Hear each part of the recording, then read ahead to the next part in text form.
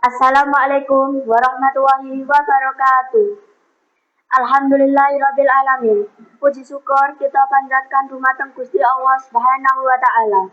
Ingkang sampun maringi rahmat, nikmat iman, nikmat Islam saha nikmat sehat.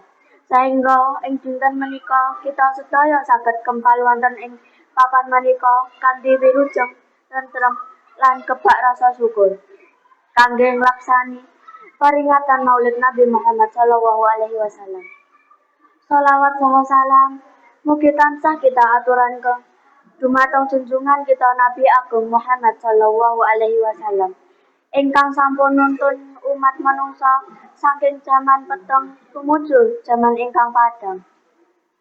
Saking tumindak awan tumuju akhlak ingkang mulya.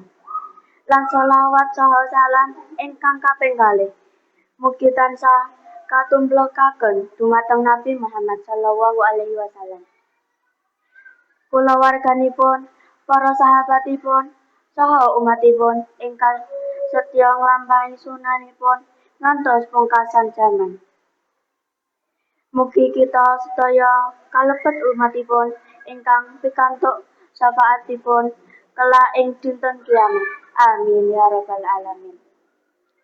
Bapak Ibu guru ingkang kula hormati, para tamu undangan ingkang kinurmatan lan kanca-kanca sedaya ingkang kula tresnani. Ing kesempatan menika, kula minangka wakil saking murid kelas 6 NI Nurul Iman Montong ngaturaken panuwun sanget dumateng Bapak Ibu guru ingkang sampun paring bimbingan, piwulang lan tuladhane ing sae dumateng kita sedaya. Kanca-kanca ingkang kula tresnani, peringatan Maulid Nabi menika minangken wekdal kangge kita sedaya ngelingi sejarah kelahiran Nabi Muhammad Shallallahu Alaihi Wasallam.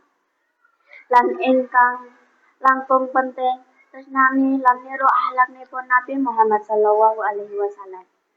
Nabi Muhammad punika pribadi ingkang luhur budi pekertinipun, panjenenganipun tansah jujur, sabar, adab kasar, lan sayang dumateng sesami.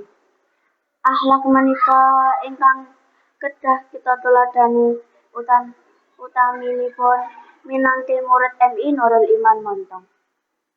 Minangka murid kelas 6, kita sedaya dados tuladha kangge adik-adik kelas.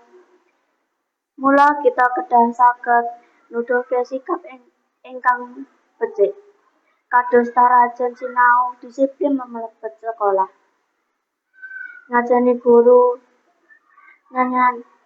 nyayangi kanca, lan tansah tumindak jujur ing saben kahanan.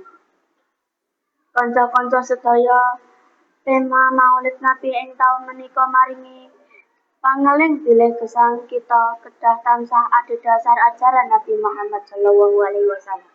Menawi kita saged niru akhlakipun Nabi, insyaallah kita saged dados anak ingkang saleh lan salehah. Mingunani tumrap agama, bangsa, lan tiyang sepuh. Mugi lumantar acara Maulid Nabi menika iman lan takwa kita sedaya saya tambah. Lan rasa tresna kita dumateng Nabi Muhammad Shallallahu Alaihi Wasallam saya kuat. Mugi kita sedaya tansah diparingi kegiatan kangge nglampahi pimulangipun Nabi wonten ing gesang saben dinten. Sakderengipun kula akhiri, kula nyuwun pangestu saha donga Bapak utawa Ibu guru saking kita sedaya utaminipun murid kelas 6 diparingi kelancaran anggenipun sinau lan kasengayuh cita-cita. Mekaten sambutan saking kula minangka wakil kelas 6 menawi wonten tembung utawi ukara ingkang kirang mirani kula nyuwun agung pangapunten. Wassalamualaikum warahmatullahi wabarakatuh.